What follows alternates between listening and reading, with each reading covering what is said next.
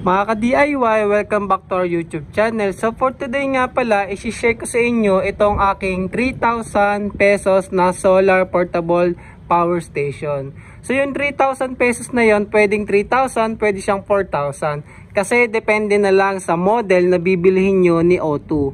So kung itong 100 watts, ito ay 3,000 mga ka-DIY. Plus yung ating 60 watts na solar panel, dalawang 30 watts yan. Pinagparallel ko lang yan mga ka-DIY. Yan ay nagkakahalaga naman ng 3,000 ay ng 1,000 mga ka-DIY. So kung meron ka ng 65 watt version na 2,000 pesos ni Auto Project Philippines na power bank plus 1,000 na solar panel, meron ka ng portable power station worth 3,000 mga ka-DIY. So paano ba to gumagana? So nakikita nyo, charging na siya. Medyo mahirap lang, no? Liwanag kasi dito sa labas.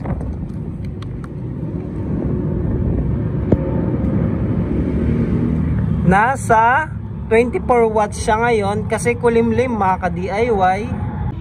So ayan mga ka-DIY, charging siya. Nakikita nyo ba? Sana nakikita nyo, no? Charging tayo ng 61 watts. 60 watts mga ka-DIY. So nakukuha natin yung maximum na makukuha natin na power dito sa ating dalawang 30 watts na solar panel mga ka-DIY. Ayan, medyo kumilimlim, naging 44 watts na lang siya. Ang hirap makita. Ayan, yan nakikita 39, 38. Kanina nag-60 yan mga ka-DIY nung lumiwanag. So paano ba ito nagagawa na nag-charge ako ng power bank gamit yung ating solar panel? So ayan. So 12 volt solar panel yan, 30 watts. Kailangan nyo lang nito mga ka-DIY. Ayan. Power delivery board, ito ay capable ng 65 watts.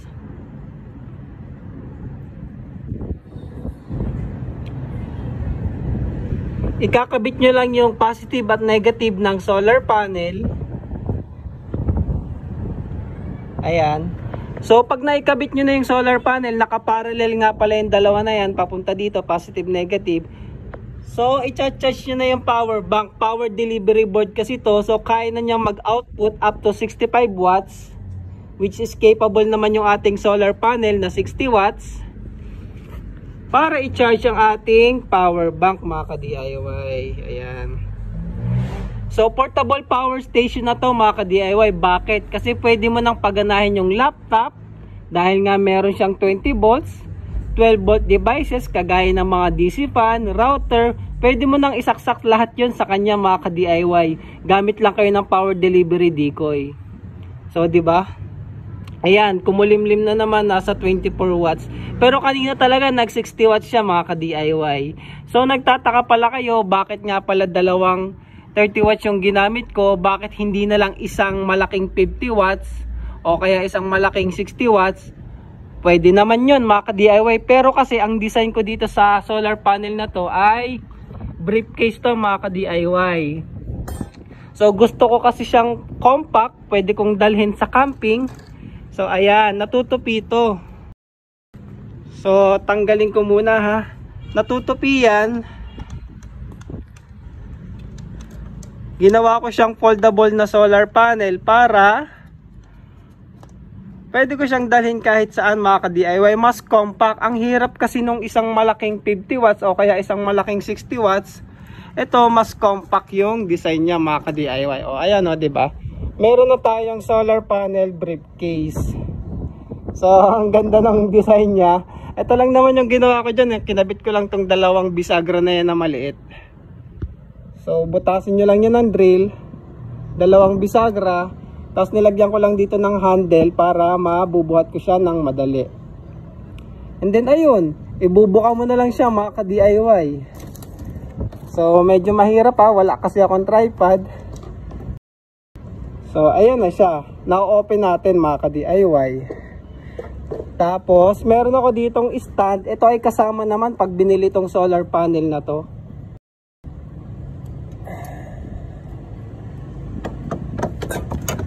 So ganyan siya pag sinet up ko para medyo nakatilt. Tapos ayun, pwede mo nang gamitin yung portable na solar panel. foldable na solar panel mga ka-DIY. So ang halaga niyan 1,000 pesos. Kung bibili kayo ng kasing capacity niyan na foldable na solar panel, nagkakahalaga yun ng more than 2,000 mga ka-DIY. So nakatipid ka ng 50% kung ikaw na lang yung gagawa. At ayun nga, pwede mo ng rectang i-charge yung ating power bank, o di ba? Ayos mga ka-DIY. Ito nga pala 200 pesos itong ganitong power delivery board. May iba-ibang version, merong mas malaki ng konti, 300, merong mas maliit dito, 100 pesos. So depende na lang sa budget nyo mga ka-DIY. Ayan mga ka-DIY, medyo umaaraw. So nagpo 40 watts ulit tayo sa ating 60 watts na solar panel. So legit na legit tong solar panel na to, no? Monocrystalline kasi siya. Kaya legit yung capacity at saka hindi siya tarpaulin mga ka-DIY. So ayan pala, makulimlim kasi kaya hirap na hirap ako makakuha ng maximum power, no? Ayun, 55, 44.